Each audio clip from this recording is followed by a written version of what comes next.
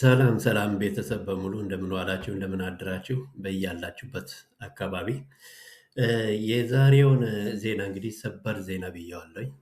በዚህ ሚዲያ ብዙውን ጊዜ ሰበር ዜናዎችን አያቀርብም፣ ግን ለየት ያሉ ነገሮችን ሲቀርቡ ሲታይ እንደዛ አይነቶችን ያቀርባል። ይህም በኢትዮጵያ ጠረፍ ላይ የምትገኘው ኩርሙክ ከተማን የአርኤስኤፍ ወይም ደግሞ የሃሚቲ ራፒድ ሳፖርት ፎርስ እና ኤስፒኤልኤም ኖርዝ ወይም ደግሞ ሱዳን ፒፕልስ ሊበሬሽን ሙቭመንት ኖርዝ ሁለቱ አማጽያን ከኤስኤኤፍ ወይም ደግሞ በአብዱልፈታህ አልቡራህ የሚመራው ሱዳን ኦፊሻል አርሚ ወይም ደግሞ ከኤርትራ እና ከግብፅ ጋር ከምተባበረው ቡድን ጋር ማለት ነው፣ ወይም ደግሞ የሱዳን መንግስት ለማለት ይቻላል ባደረጉት ፊልሚያ።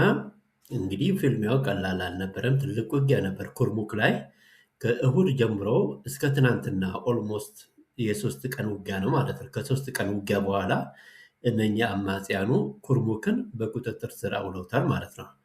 እና የሱዳኑ መንግስት ወደኋላ ማፈግፈጉን አምኗል። ነገር ግን የኢትዮጵያ መንግስት እየከሰሰ ነው ያለው። ይህም የሚከስበትም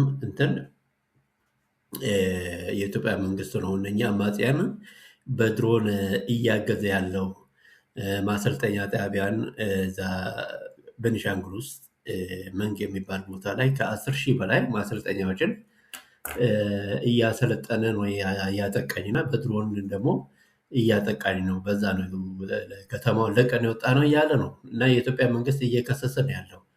እና ከሱ ብቻ አይደለም የኢትዮጵያ መንግስት የሚከሰው፣ ሁለት ትላልቅ የአውሮፕላን መጠለያ ወይም ደግሞ መጋዘን ሃንገር የሚባል ማለት ነው፣ ትላልቅ መጋዘኖችን አሶሳ ላይ ገንብቶ ለድሮን መጠለያ መጋዘን እየተጠቀመ ነው፣ ለአውሮፕላን መጠለያ እየተጠቀመ ነው እያለ እየከሰሰ ነው ያለው። ከዛ በተጨማሪም ከአሶሳ በተጨማሪም በምዕራብ በኩል ባህር ዳርም እንደዛው ሃንገር ወይም ደግሞ የአውሮፕላን መጠለያዎችን እያደረገ ነው ያለው። ግን አሁን ውጊያ ያለው በአሶሳ በኩል ያለው ነው። እና አሁን በአሁኑ ሰዓት እንግዲህ ወደ 73,000 ሰው የሚያክሉ ሰዎች ተፈናቅለው ወደ ደማዝንና ወደ ኢትዮጵያ እንደሸሹ ነው። እና ደማዝን ማለት እንግዲህ የብሉ ናይል ዋና ከተማ ማለት ነው፣ በምስራቅ በሱዳን በኩል የሚገኝ እና ይህ ደማዝን የሚባለው በምስራቅ ሱዳን የሚገኙት ትላልቆቹ ሁለት ከተሞች ናቸው ያሉት። አንደኛው ደማዝን ነው የብሉ ናይል ዋና ከተማ ሲሆን፣ ሁለተኛ ደግሞ ትናንትና በቁጥጥር ስር የዋለው የኩርሙክ ከተማ ነው ማለት ነው። እና የኩርሙክ ከተማ በጣም ስትራቴጂክ ቦታ ላይ ነው የሚገኘው። ማለትም በኢትዮጵያና ሱዳን የንግድ ልውውጥ ዋናው አገናኝ ቦታ ማለት ነው የኩርሙክ ከተማ ትናንትና የተያዘው። በተጨማሪ ደግሞ አልሮሰሪስ የሚባል ግድብ ዳም እዛው አካባቢ ነው ያለው። እና ይሄን ነው እንግዲህ ኩርሙክ ነው የተቆጣጠሩት። እንግዲህ የአርኤስኤፍ መሪው ያው ሃሚቲ ነው እና ሃሚቲ እና የኤስፒኤልኤም ኖርዝ ደግሞ መሪው አብዱልአዚዝ አልሂሉ እና ሁለቱ ናቸው እንግዲህ አንድ ላይ ሆኖ የአብዱልፈታህ አልቡራህን ከኩርሙክ ያስወጡት ማለት ነው። እና በዚህ ውጊያ አርኤስኤፍ እንዳመለከተው እንግዲህ የሱዳን ትሪቡኒ ጋዜጠኞች የሱዳን ጋዜጠኞች ናቸው ይሄን ብዙ እየዘገቡ ያሉት። እና የሱዳን መንግስትም አልቡርሃንም አምነዋል፣ ግን የኢትዮጵያ መንግስት ነው ድጋፍ ሰጥቶ ከዛ እንድለቅ ያስደረገኝ እያለ ነው የሚከሰው። እና አሁን እነኚህ አማጽያኖች እንደሚሉት ከሆነ 400 የሱዳን ወታደሮችን እንደገደሉ ነው፣ ወይም ደግሞ የአብዱልፈታህ አልቡርሃን 400 ሰዎች እንደገደሉ ነው። በደርዘን የሚያክሉትን ደግሞ እንደያዙ ነው እየገለጹ ያሉት። 47 የውጊያ ተሽከርካሪዎችን እና 3 ታንኮችን እንደማድረጉ ነው። 47 የውጊያ ተሽከርካሪዎች 3 ታንኮችን ማርኳል። ከዛ በተጨማሪ ደግሞ 60 ተሽከርካሪዎችን እና 5 ታንኮችን እንደደመሰሱ ነው የሚገልጹት አማጽያኑ በትናንትናው ዕለት ማለት ነው።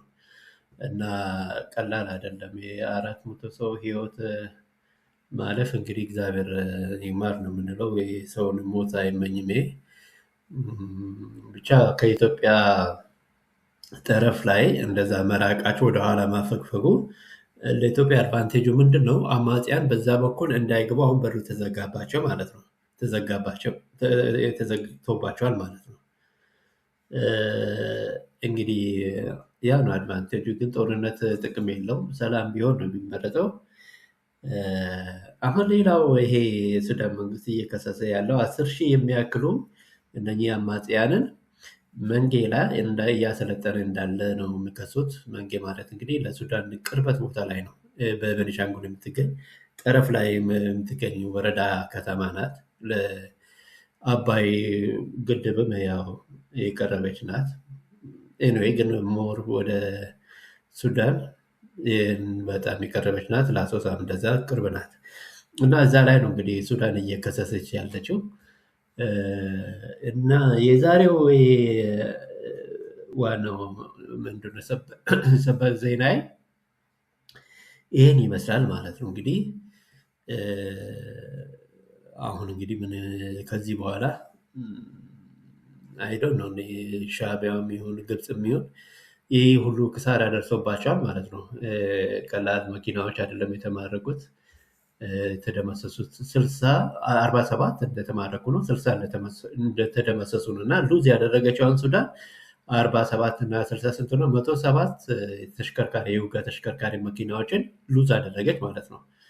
እና ወደ 3 ማርከዋል። 5 ታንኮችን ደግሞ ደምስሰዋል። አንድ ላይ ወደ 8 ታንኮችን ሉዝ አደረጉ ማለት ነው። ከግብፅ ያገኙትን መሳሪያዎችን ማለት ነው። እና ሻዕቢያም ከነሱ ጋር ካለ ያው አብረው ነፍስ ይማር እንላለን። እንግዲህ ከሌሉም እንግዲህ አይዶ ነው እንግዲህ እሱን አላውቅም። ግን ዋናው ነገር በቤኒሻንጉል ጠረፍ ላይ የምትገኘው ወይም ደግሞ ኩርሙክ የምትባለው እንግዲህ እንደ ሞያሌ ኬንያ እና ኢትዮጵያ ሞያሌ በቃ አንድ ላይ የተያዘ ነው ከተማው። ኩርሙክ ኢትዮጵያ እና ኩርሙክ ሱዳን። አሁን ኩርሙክ ሱዳን ነው እንግዲህ ለቆ ወደ ኋላ እያፈገፈገ ያለው የሱዳኑ መንግስት እና በቁጥጥር ስር ያዋሉት ይህንን ነው። በምስራቅ ሱዳን ካሉት ሁለቱ ትላልቅ ከተማዎች 2 ናቸው። ትላልቅ ከተማዎች ኩርሙክ እና ደማዚም እና አሁን ኩርሙክ አንደኛው ተይዟል ማለት ነው። ሱዳን መንግስት ወደ ኋላ እያፈገፈገ ነው። ዜናው ይሄን ይመስላል። እንግዲህ ይህን እንደዚህ አይነት ትኩስ ዜናዎችን በእውነት ላይ የተመሰረቱ ዜናዎችን ለማዳመጥ ላይክ፣ ሼር እና ሰብስክራይብ አድርጉ። እዚህ ሚዲያ ስም ደግሞ ኢካፍ ነው የሚባለው። ኢካፍ በቀላሉ ለማስታወስም ይረዳቸዋል። ኢካፍ ሚዲያ ብላችሁ ሰርች ብታደርጉ ወደዚህ ሚዲያ በቀላሉ ለመግባት ትችላላችሁ ማለት ነው። እና ኢካፍ የምለው እንግዲህ ኢትዮጵያ ኖውሌጅ ኤንድ ፋክትስ ሚዲያ ነው። በእውነትና በእውቀት ላይ የተመሰረተ ሚዲያ ነው። ዝም ብሎ ይሄ በሬ ወለደ ዜና እዚህ ላይ አይቀርብም ለማለት ፈልጌ ነው። እና የዛሬውን ሰበር ዜናዬን በዚህ ያበቃለሁ። ስላዳመጣችሁኝ አመሰግናለሁ። ታንክ ዩ ቬሪ ማች